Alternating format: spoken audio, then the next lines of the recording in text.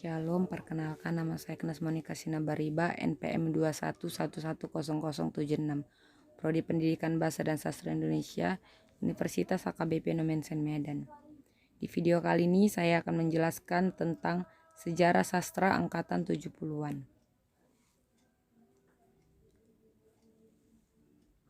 Istilah ini pertama kali diperkenalkan oleh Dami N. Toda dalam kertas kerjanya Peta-peta Perpusian Indonesia 1970-an dalam sketsa yang diajukan dalam diskusi sastra memperingati ulang tahun kelima majalah Tifa Sastra di Fakultas Sastra UI 25 Mei 1977. Kertas kerja ini kemudian dimuat dalam majalah Budaya Jaya September 1977 dan dalam Satyagraha Horib Semua Masalah Sastra 1982.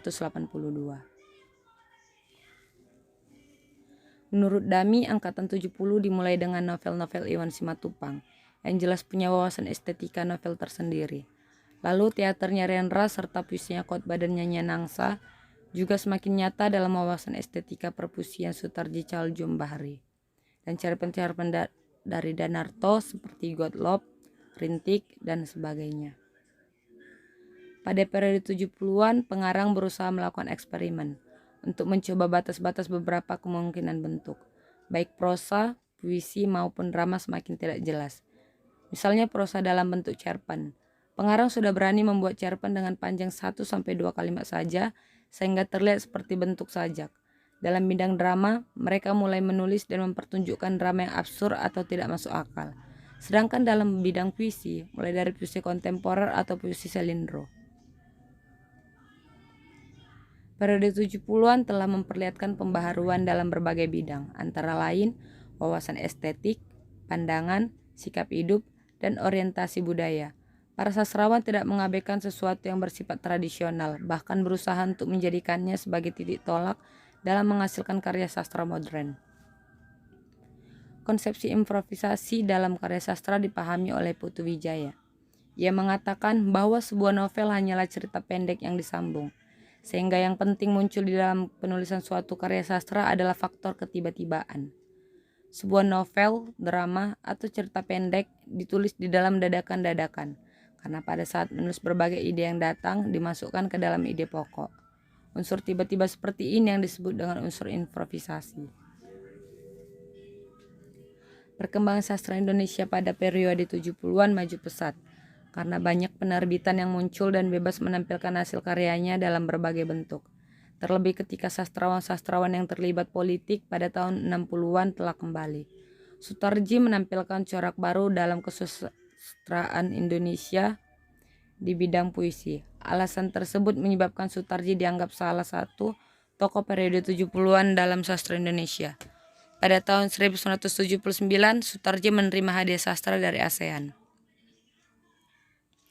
Sutarji Tjaljoem Bahri dalam puisinya cenderung membebaskan kata dalam membangkitkan kembali wawasan estetik mantra, yakni wawasan estetik yang sangat menekankan pada magic kata-kata, serta melahirkannya dalam wujud improvisasi.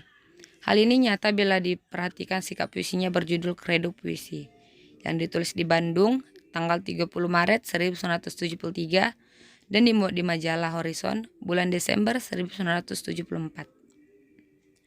Peristiwa-peristiwa penting pada angkatan 70-an.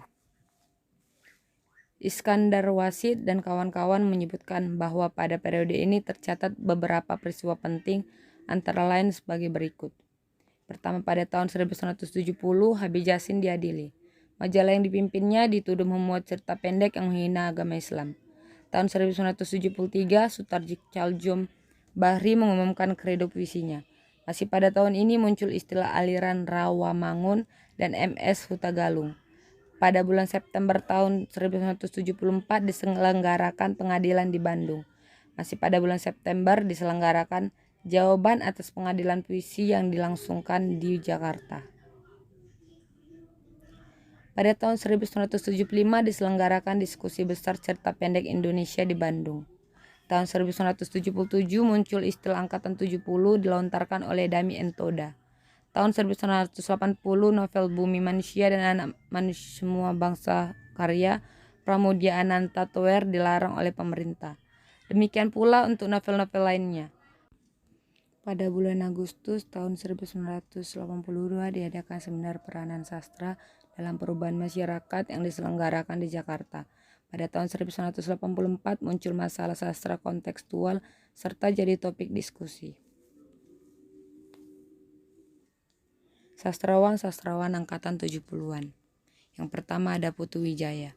Putu Wijaya merupakan penulis yang memiliki keterampilan lengkap.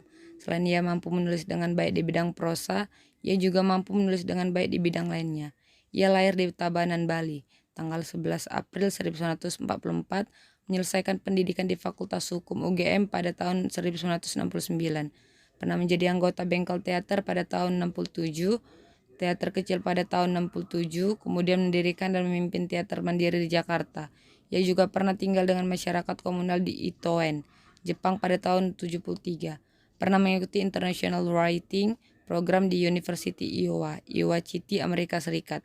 Mengikuti Festival Teater Sedunia di Nancy, Prancis, dan Festival Horizonte 3 di Berlin Barat pada tahun 1985.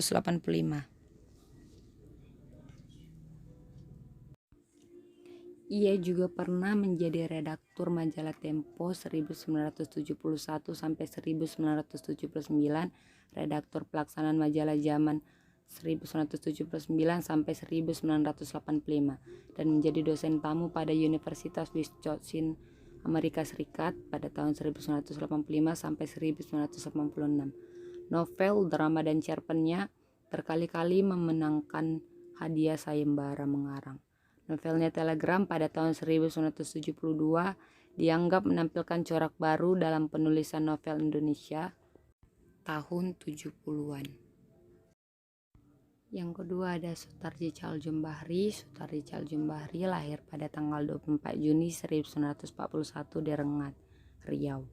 Pendidikan akhirnya adalah jurusan Administrasi Niaga, Fakultas Sosial dan Politik Universitas Padjadjaran Bandung. Pernah mengikuti program di Universitas Iowa pada tahun 1974 sampai 1975. Pada tahun 1978, Sutarji mendapat hadiah puisi dari Dewan Kesenian Jakarta pada tahun 1976 sampai 1977. Untuk kumpulan puisinya Amuk 1977, tahun 1979 memperoleh hadiah sastra ASEAN. Buku-buku puisinya ialah O pada tahun 1973, Amuk pada tahun 1977, Kapak pada tahun 1979. Kumpulan-kumpulan puisi ini pada tahun 1981 diterbitkan dalam satu buku berjudul O Amuk Kapak. Yang ketiga ada Arifin C. Noer. Arifin C. Noer lahir di Cirebon, Jawa Barat 10 Maret 1941, meninggal di Jakarta 28 Mei 1995 pada umur 54 tahun, atau lebih dikenal sebagai Arifin C. Noer, adalah sutradara teater dan film Indonesia yang beberapa kali menangkan Piala Citra untuk penghargaan film terbaik dan penulis skenario terbaik.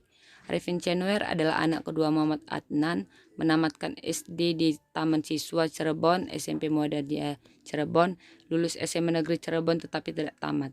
Kemudian pindah ke SMA Jurnalistik Solo. Setelah itu ia kuliah di Fakultas Sosial Politik Universitas Krokoaminoto, Yogyakarta, mengikuti International Writing Program di Universitas Iowa City, Amerika Serikat. Selanjutnya ada Danarto, lahir pada tanggal 27 Juni 1940 di Mojowetan, Serangin, Jawa Tengah. Ia adalah dosen di Institut Kesenian Jakarta sejak 1973, lulus Asri Yogyakarta tahun 1961. Ia pernah aktif di Sanggar Bambu Jakarta. Ia juga pernah menjadi redaktur majalah Zaman tahun 1975. Ia mengikuti International Writing Program di Universitas Iowa City, Amerika Serikat, dan pada tahun 1983 ia menghadiri Festival Penyair Internasional di Rotterdam, Belanda. Selanjutnya ada lagi Iwan Simatupang. Iwan Simatupang lahir di Sibolga, Sumatera Utara pada tanggal 18 November 1928, meninggal di Jakarta tanggal 4 Agustus 1970, berpendidikan HBS Medan, Fakultas Kedokteran Surabaya, dan tamat 1954 sampai 1958, memperdalam pengetahuan di Eropa. Pernah menjadi komandan pasukan Trip di Sumatera Utara tahun 1949 guru SMA Jalan Wijaya Kusuma di Surabaya, terakhir menjadi redaktur Warta Harian. Selanjutnya ada juga Budi Dharma.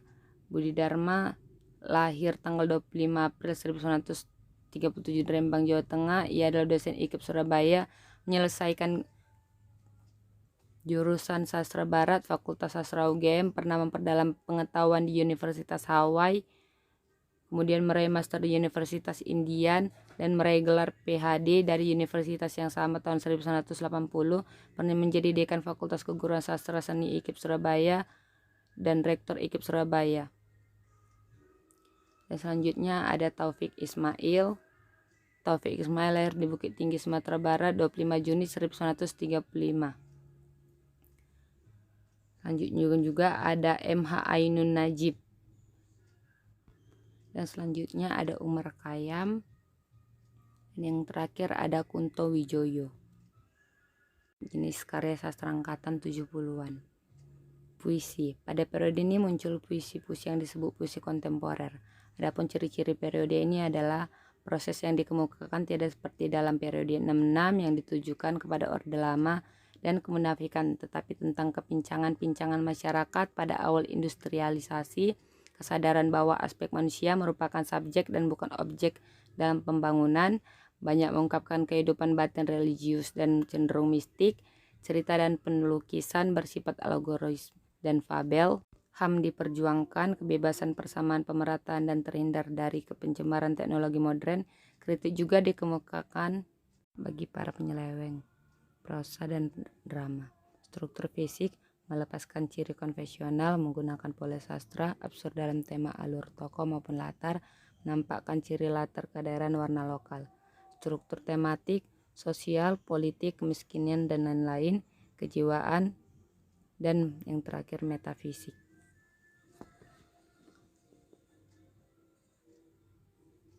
Sekian dari penjelasan saya tentang sejarah sastra angkatan 70-an.